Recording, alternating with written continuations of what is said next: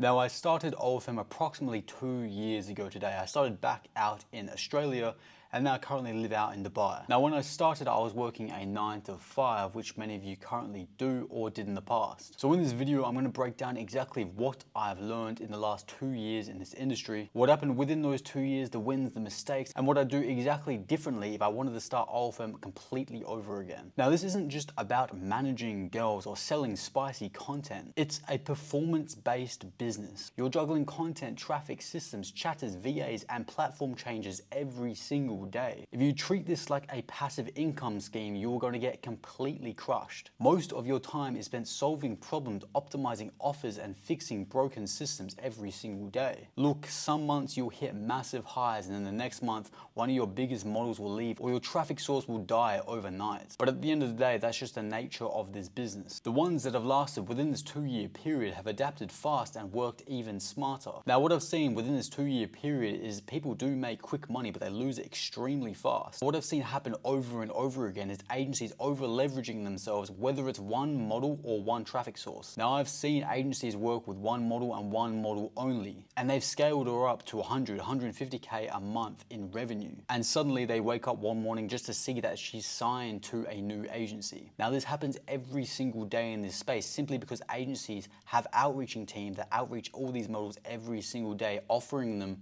better deals and trying to leverage influencer models that they already have on their roster to act if they are some prestigious agency. So basically, you never want to over leverage yourself in this industry. If you're just starting out, sure, work with one model, build her up to 10, 20K a month. But as soon as you see the proof of work come in, you see the money coming in, you see the traffic coming in, make sure you expand extremely quickly and not over leverage yourself with one model. Now, what separates short-term wins from long-term business, which ideally you want to be in? It really comes down to two factors, and that's LTV, which is lifetime value per customer, and your CAC, which is your customer acquisition cost. These realistically are the only two metrics you really need to track in this industry. Obviously, there's a few others, but these are the two main ones. Let's say, for example, your LTV is $50 and your CAC is $5. That is a money printing machine. For example, it's pretty much you putting a $5 bill into a machine and getting $50 back every single time. Now, the goal is simple. Feed that machine for as long as possible before it gets turned off. Now, you're probably asking yourself, how can I increase the LTV per subscriber? Well, it's quite simple. It comes down to your team, it comes down to your systems. Of course, the better the chatter, the better the LTV. But at the end of the day, you can't just expect these chatters to be instantly good and they can do all the work themselves. You need to train them. You need to have systems on the back end to train them consistently to make sure they are following all your agency's SOPs. Now, of course, to increase the LTV, also you need stronger upsells. I don't know why, but in this industry, I see so many agencies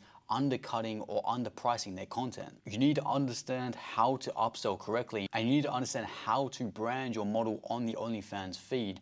Don't show anything too much on the OF feed. Make it seem like she's as innocent as possible. She's just doing OnlyFans to pay off her college debt or something of this sort. The more innocent she seems, the more the individual is probably going to want to spend. Now, of course, the deeper the relationship, the lower the churn rate on subscribers. So if you have a subscriber or a whale that comes in and spends a lot of money, you want to make sure that connection is as deep as possible. You want to make sure he comes back every single day thinking about the model and wanting to text her only on OnlyFans. Now, to manage the CAC, it really comes down to your traffic source. For example, dating apps usually have a higher CAC compared to Threads, but at the same time, dating apps will have a higher LTV compared to Threads simply because there is a location incentive for him to spend even more because he believes the model is in his area and may be able to meet her one day. Obviously, that will never happen, but there's an incentive there for him to spend even further compared to Threads subscribers when they just see her, think she's attractive, and subscribe to the OnlyFans without any other incentive. So it really comes down to tracking the CAC and LTV depending on the traffic source. Try out as many traffic sources as possible: dating apps, Threads, Snapchat, Instagram Reels, TikTok, every single traffic source, and understand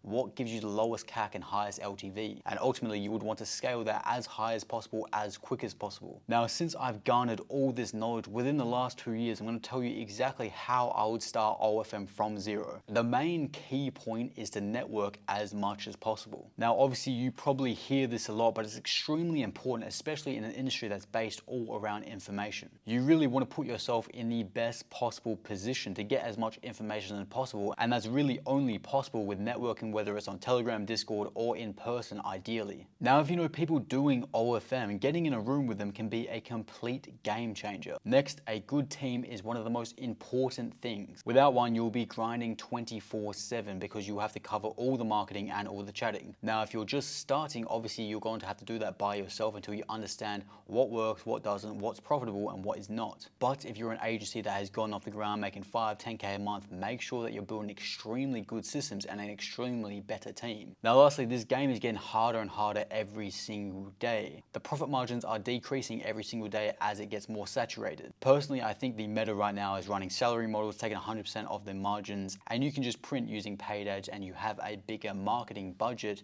to spend on marketing itself. But of course, if you're a new agency, working with a percentage model is probably better since you're not risking any of your own money on a weekly salary. Look, lastly, as I said, this is an information-based industry. You need as much information as possible on every traffic source, chatters, employee structures, everything like that. If you can't get it from IRL networking or even Telegram, Discord, there's a lot of YouTube videos to watch out there. That's how I personally got started. Also, there's my channel, there's many other individuals' channels. If you want to join Telegram groups, I do have one that is free in the description, and I post daily information on how I run my OFM agency and even little tips and tricks that can help your own agency itself.